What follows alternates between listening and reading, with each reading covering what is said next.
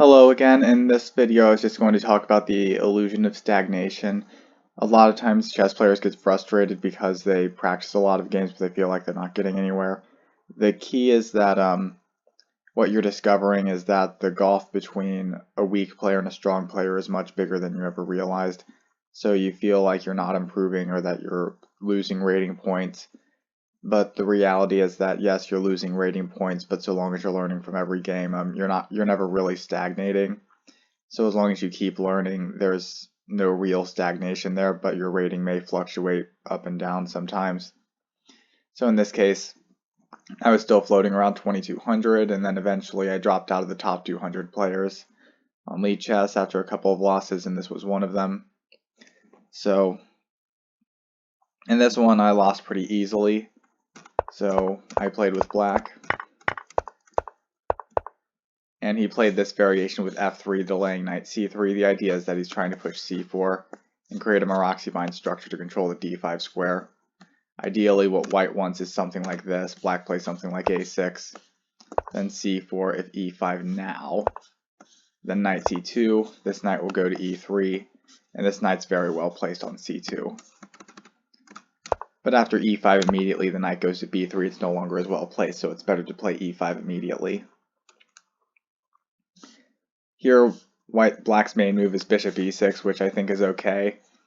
The idea is that white will get this set up with c4, but now this knight is on b3, so it's misplaced because of these two pawns here. So bishop e6 is okay. I played d5 immediately, just getting rid of the backwards pawn. Bishop g5, bishop e6. Bishop e6 is okay, but I already analyzed this. It's d4 is certainly, well, at least in my opinion, it's a better move. It's because bishop e6 leads to a less favorable pawn structure, but d4 gets rid of a lot of these weaknesses immediately. For example, c3, knight c6, and if he takes the pawn, bishop b4 check, and then you have these tactics with knight e4. And then through these complications, black will be able to equalize. And the game will go on from there. So I did some analysis of d4. I think it's certainly better than bishop e6, and it's because of this move bishop takes f6. You see like white has a pretty high win rate here. It's because black has an unfavorable pawn structure, and in the future this pawn can become a weakness. So e takes d5, weakening the pawns further. Knight c3, and here it's just very easy for black to go wrong. The only correct move is bishop e6, but then I played the active looking move bishop b4, and that has a huge loss rate for black. Black pretty much never wins here. It's because after the simple move castles queenside, black has a couple of active bishops, but they have no choice but to retreat. So I tried bishop c6, but bishop takes b3 is better. Even so, black still has a bad position. So black is on the brink of defeat already. It's already a pretty bad position altogether, and this is just completely lost already.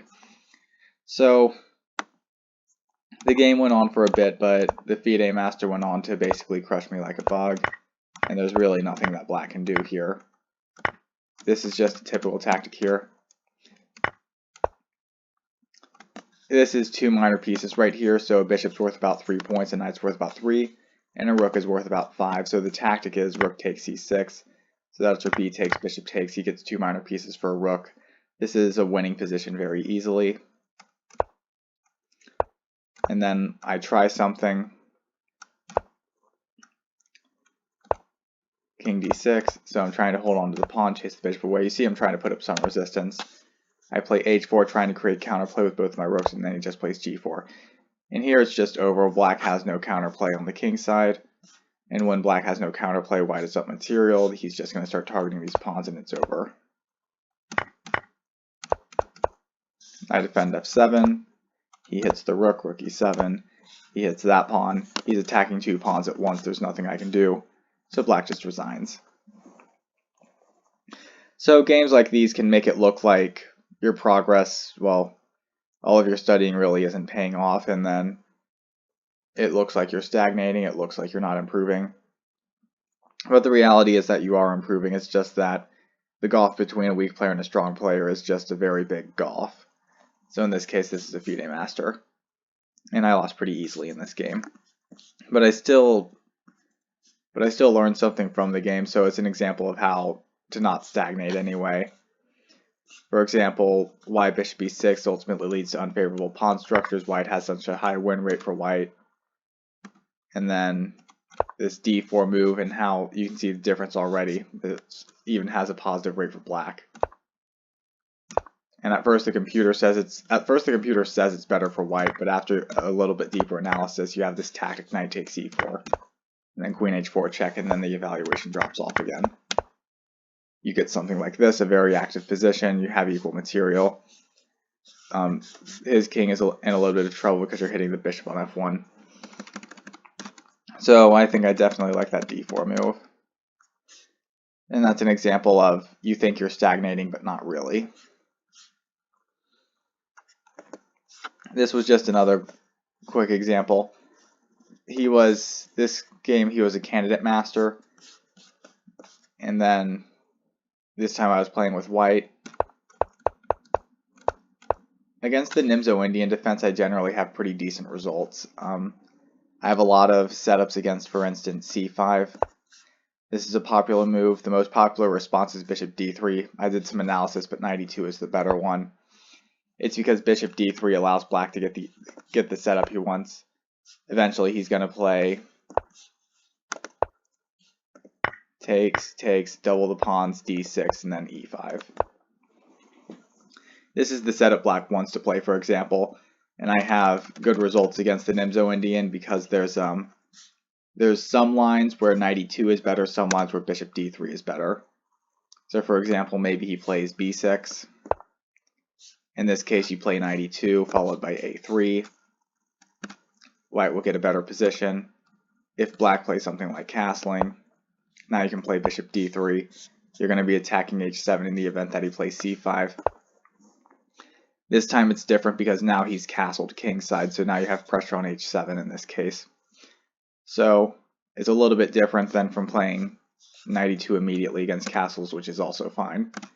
So a little bit of the nuances behind bishop d3 and knight e2, that's what allows me to get a good position out of a lot of these Nimzo Indian games, and I generally have good results against it. So in this game, bishop d3, d5, knight f3, c5. So this is all mainline stuff. I castle. Here the old main line is knight c6, and white gets a good position by giving black an isolated pawn. It's c takes, e takes, d takes c, bishop takes c5. The key move is h3 here to prevent bishop g4. And then in the future, white can play b3, bishop b2, rook d8, bishop b2, knight e4. He brings the rooks to the c1 and d files, and then knight e2. White blockades the pawn, and you see that rook ac8. Oh, sorry, not blockades the pawn. I remember it's actually knight f4. I forgot for a second. I thought it was that. But anyway, you see that white definitely gets good results out of all of this too. And that's why the computer now says like knight c6 is a subtle inaccuracy, even though it used to be the main line. So that's why the better move now is definitely c takes d4. So I think like this is a little bit dated with knight c6. E takes, bishop takes, b6. And this is probably black's best defense. It's already equal. Bishop g5. I'm going to play for activity for the isolated pawn. And yeah. I played a3 here, thinking if he takes, I just take and I reinforce this pawn. So now it's protected by another pawn. But upon closer inspection, bishop takes c3, b takes c3. The key is that this pawn is already moved, and black may end up giving the bishop without me provoking him to do so anyway. So if I look at the main line, just queen e2, I defend this bishop. And then sometimes black just might capture that anyway. So I had no need to provoke the bishop to do anything just yet. In this case, there was no a3 in. I'm just going to play rook d1 and rook c1. In the game, he didn't see that, so he just went back. and then rook e1. Again, the computer points out a move like, sorry, it's not pointing it out right now. Yeah, queen e2. It's because I keep moving the rooks to e1 and c1 in this kind of position, but it's more flexible to just move the queen first because this rook might decide to go to d1 instead, and this one might go to c1 or d1. So moving the queen first is just more flexible, but playing rook e1 immediately and rook c1, you lose a little bit of flexibility there, so that's why white loses his advantage with stuff like this. h6.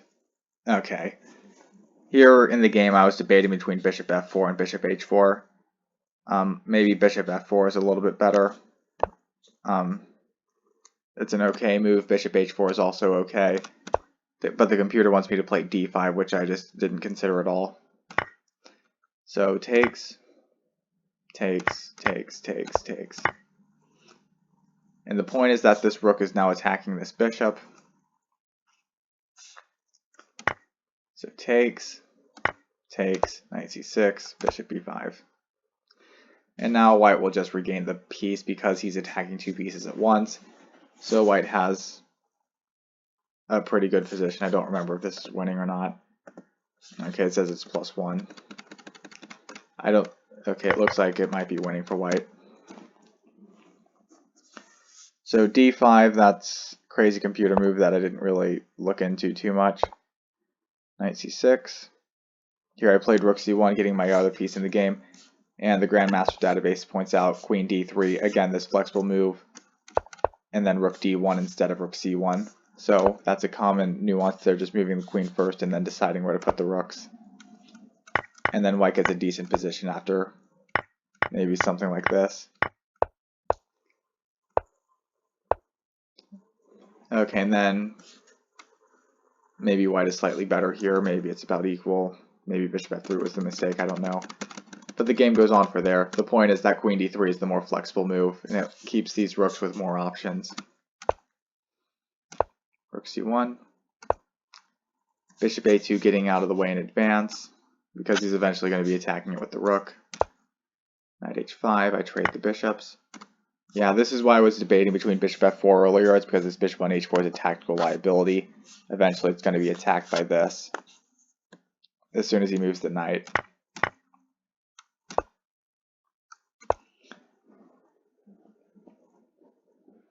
So I saw that he was attacking the g2 pawn, so I just played g3. The computer is pointing out g4.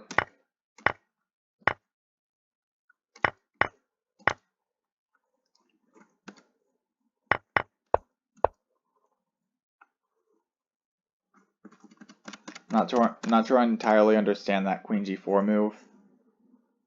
Okay. Wait. Okay, I think I'm remembering this. It's because if he takes this, he can't really take it.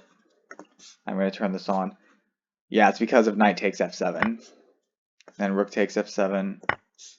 And then queen takes e6.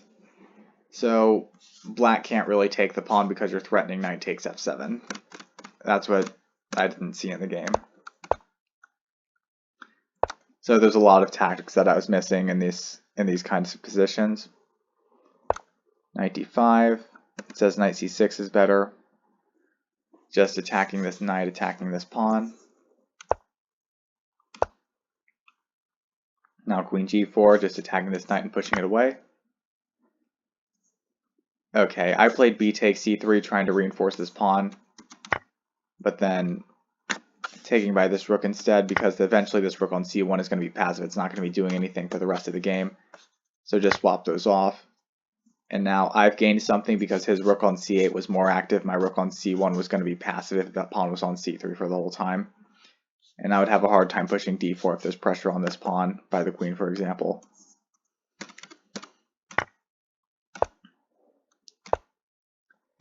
And here I had the winning move that I definitely missed. It's queen takes e6. And yeah, pretty brilliant queen sacrifice, but I didn't consider this move at all. It's because of f takes, bishop takes, king h8, and knight g8 is checkmate. So Did not consider this queen sacrifice for 2 pawns, but it does lead to checkmate if he tries to accept the queen sacrifice. His best is to decline it, because it's too strong. Yeah, but that was my chance to defeat a titled player right there. I just had to find that queen takes e6 move, which I didn't. It's a very hard move to see.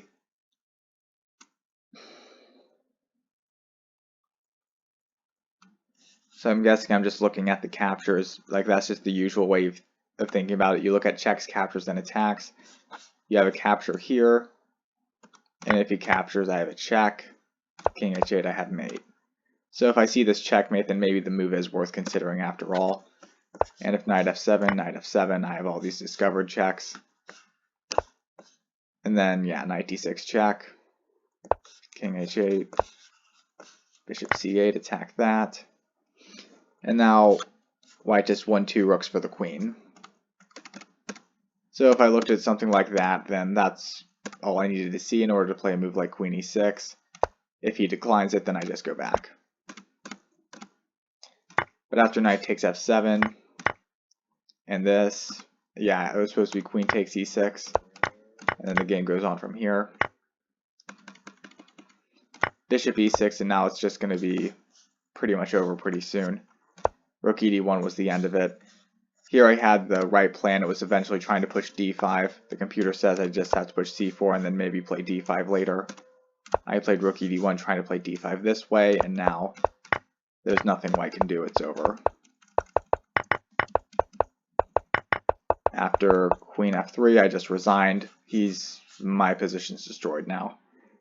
He has queen f3 in, there's nothing I can do. If I try to defend this pawn, he's just going to check me and then win the rook. So I just resigned. So I hope that just teaches you a little bit about stagnation and how maybe it can be frustrating when it seems that you're not improving, but in fact you always are improving. It's just that the gulf between a weaker player and a titled player is just that much. It's you don't think it's that much, but if you're studying constantly, then you are still improving. Another thing, it's you are studying and you're learning something, but it doesn't necessarily apply to that game. So in one game you will be stronger. For example, if you studied some end games, but you don't reach that end game in that particular game, then it looks like that end game didn't help you there, but it might help you in another game. So it's that chess knowledge is relevant for a very narrow topic, like a narrow opening, a specific situation. But if you're not playing in that kind of situation, then it looks like it doesn't help you at all. So it's just that when you're learning chess, it's the range of knowledge that has to be learned. It's a lot of narrow knowledge and a lot of specific knowledge that applies to very specific parts and specific situations. So when you are learning, you're not really stagnating. It's that you're learning something that's very specific for that purpose, and then for another purpose you have to learn something different. So there's just this huge broad range of knowledge that you have to figure out when you're studying something like chess, and it makes it seem like you're not progressing, but in fact you are. It's just that it's a very slow build up over the course of years that eventually you get good at chess. So don't get discouraged if you're studying and studying and studying, but then you feel like your rating is just not improving all that much. That's actually what the gulf between a weaker player and a stronger player is, and it's a gulf that has to slowly be closed over years. Or it can be years, maybe. Maybe you get chess coaches, it makes it a little bit faster. There's a few things you can do to make it faster. But just keep in mind that you're never really stagnating, and try not to let all that frustration get to you. I think this is the key to understanding that point, and this is what a lot of chess players need to know, because they feel like they're just going to be weak forever and there's nothing they're doing right. But it's just that there's a lot of broad, narrow, specific knowledge that you have to know. So I hope that helps you. I hope that helps you stay encouraged to keep practicing chess. But I'm going to go now, so good luck.